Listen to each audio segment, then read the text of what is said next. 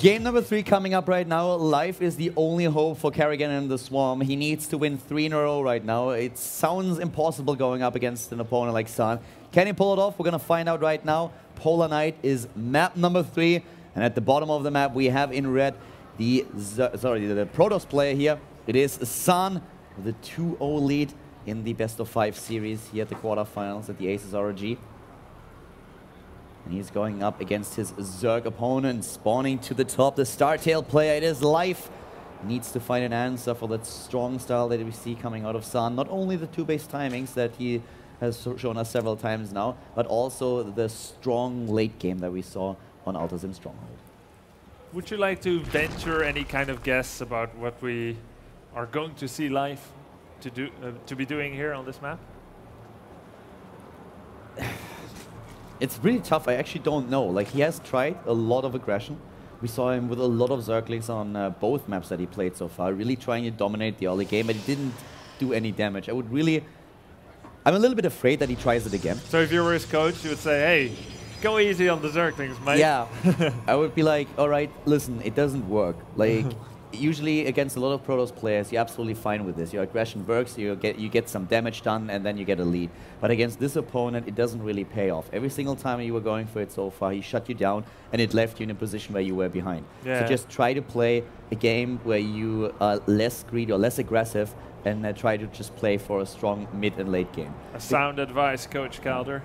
Like, one of the problems that he had on Altazim, at the beginning he was actually taking a lead with the opening that he had. Very big But then lead. this massive Zergling commitment really put San in a position where he could easily recover, and then suddenly had the better macro game with the early upgrades that he got. So Life would have been in a much better position on Altazim if he just would have taken it a little bit easier on the Zergling coming. Yeah, exactly. So, unfortunately, not everyone can enjoy the advice of Coach Calder, only you lovely people at home and the people here in the crowd.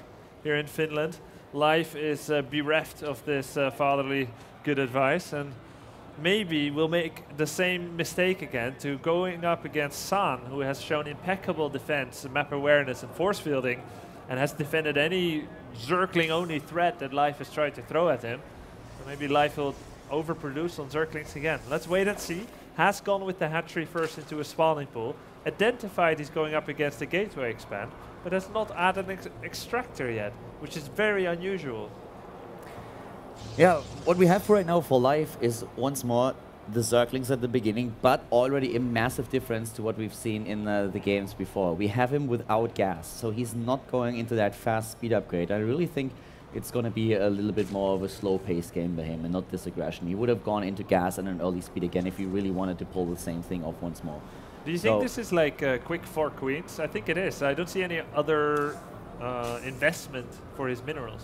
Well, he has to get a couple of queens here in the early game, so I wouldn't be surprised to see additional queens. We already have him with, yep, there we go, 2 additional ones building, so we're going into at least 4 queens for now. And so he's playing a more economy-based style now. I like that. 2 base, 2 queens, no quick third hatch, no gas. That means he's gonna hope that his queens will do some good defenses against the early Zealot warpins that San is so known for. And then he's going to get creep spread, good energy on the queens. I'm wondering where he thinks it will lead though. Like, when will he take his third? When will he take his gases? We even see a spine crawler coming now.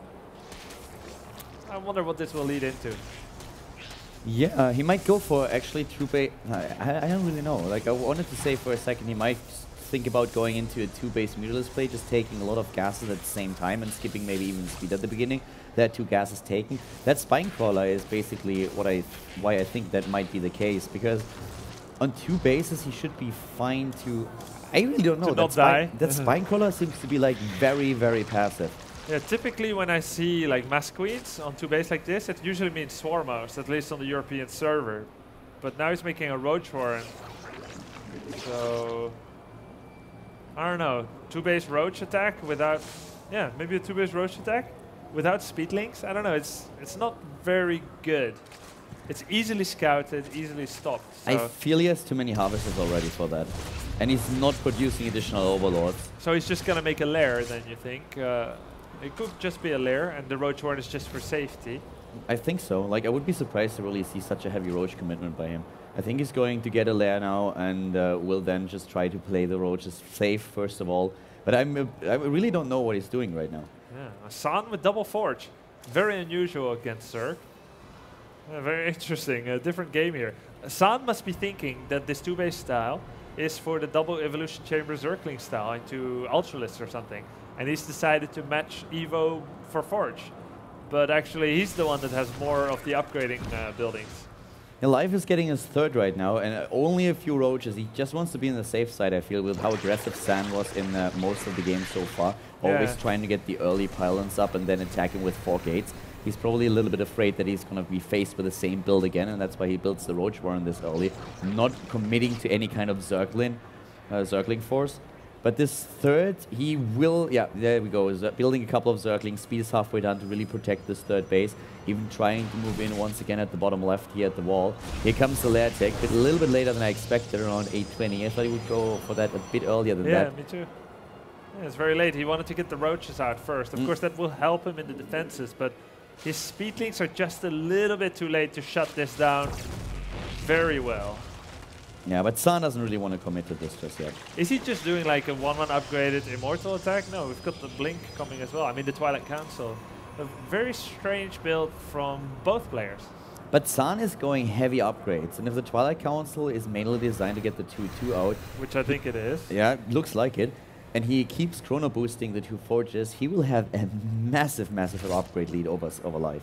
But the funny thing is, if Zerg doesn't sustain any damage to his economy or loses a big part of his army, armor upgrades aren't that great against roaches. So if Life just goes mass roaches with speed upgrade and burrow, I don't put a lot of value in that armor upgrade, because when roaches get attack upgrades, they get +2 attack. And when Protoss, or when any unit gets an armor upgrade, they get +1 armor. So 2 armor upgrades for Protoss is equal to 1 roach attack, which means that if Zerg does a fair amount of upgrading of their missile attacks, armor isn't that good. Yet if the Zerg relies a lot on Zerglings, then it's really good, the armor upgrade. And now, just like you predicted, we've got the Spire coming out. That means that the ground unit of choice will be Zergling. So this will actually work out really well for San. He plays it, Life plays it a little bit different than I thought. I really thought he would try to rush it out a bit faster with a fast attack into lair. But what he's currently doing is this armor upgrade for the Lings. That will help the Lings to be effective against +1 Zealots. I think that's the main reason why he goes for that, so that he has something on the map that can really work on the ground. Yeah. But the Mutalisks alone, that could actually do a lot. How much damage do you think that's going to do? I think normally Mutalisks from 3 base against a 2 base Protoss is really great. You need Phoenixes or you need to get lucky with a base trade. The exception is when you have really good upgrades from a double forge, like 2-1, 2-2. Then Blink Stalkers can actually win against Mythos. +1 armor isn't done. I'm actually a little bit surprised that San doesn't stick around with the Zealots and tries to do more damage. Because like warp in more? Maybe warp in more, but even just leave those and go for the trade. It would have been a good trade either way. Yeah, that's true. 1-1 Zealots. The armor upgrade is now there, but it wouldn't have been for the fight, so he would have traded quite well here.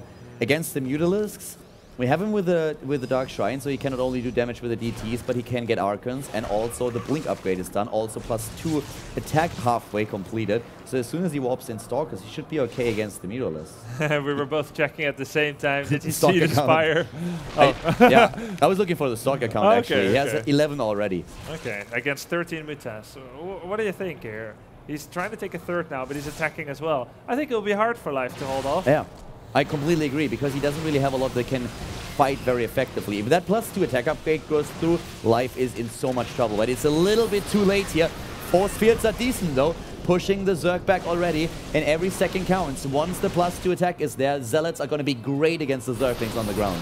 And the Overseer is leaving the main base. The DT will have its way there. Warpism goes down. That's a pretty nice pick-off for Life. And he's doing some good damage with Roche Mita here, but there is an Archon on the field now, and these are very well upgraded units. Exactly, we have already +2 attack, the Dark Templar in the main base doing so much damage, and Mutalisks will have a very tough time fighting against this army. It's not only the Archon, it's also the Stalker numbers that we have there with all those upgrades, 15 in total right now.